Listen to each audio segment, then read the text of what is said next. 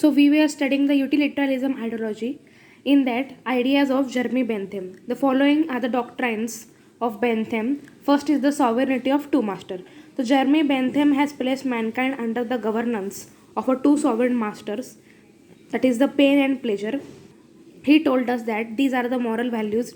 If we are having pain, then we should know to change that pain in pleasure, and if we are having pleasure, then we should know to maintain the pleasure in our life. Second is pleasure the only good. He suggests that the only pleasure that is good for whole, that is to be accepted.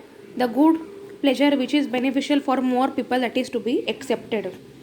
Next is the measuring pleasure and pain. So Jeremy Bentham shows how to measure the pleasure and pain. He says that government can study the value of policies in terms of pleasure and pain. Government can study whether the policies are beneficial or giving pleasure, then it should be adopted. But if it is not beneficial, then it should be rejected. Fourth, aim of overall increase of a pleasure. The state should bring about a net increase of a pleasure. Human beings, while primarily seeking for pleasure and the avoidance of a pain, should aim at the overall increase of pleasure. If only some people are enjoying facilities and having pleasure, then the facilities should be increased so more people can have pleasure. Legislature to increase the pleasure. Legislature should act to increase pleasure and reduce the pain. Member of legislature have to take care that they act rightly.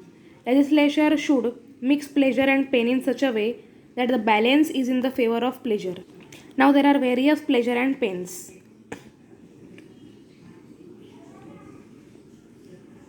Next, the greatest happiness of the greatest number. He says that the shadow of pleasure, happiness should be spread everywhere. Government should provide all facilities to everywhere and everyone. So the greatest happiness of the will increase the greatest number. Obedience to law based on its utility. When the laws are in favor of the people, then people will follow it. Government to serve and make the people happy. So government is the executive authority which fulfills your all needs.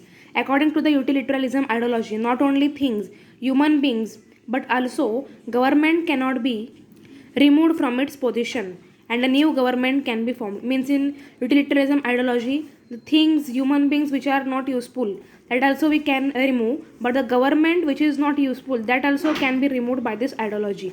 When the government is not working in favor of the people, then it can be removed. Government is just a servant to serve the people. And 10th is the advocated representative institutions. Next are the advantages of utilitarianism. We get to focus on happiness as a society. It teaches us that harming other people is a wrong. Utilitarianism is an easy theory to implement. It is a secular system that focuses on humanity. Utilitarianism seeks to create the highest good. We get to focus on an objective universal solution. These are the advantages of utilitarianism. Next are the disadvantages. As it is a materialistic theory, we do not consider any other element besides happiness. It creates an unrealistic perspective for society. Utilitarianism relies on multiple definitions of happiness. It creates the potential for the majority to rule through tyranny. So the question may be asked that write the difference between individualism or a liberalism or a utilitarianism. So here we have completed the ideology utilitarianism. Next is the capitalism.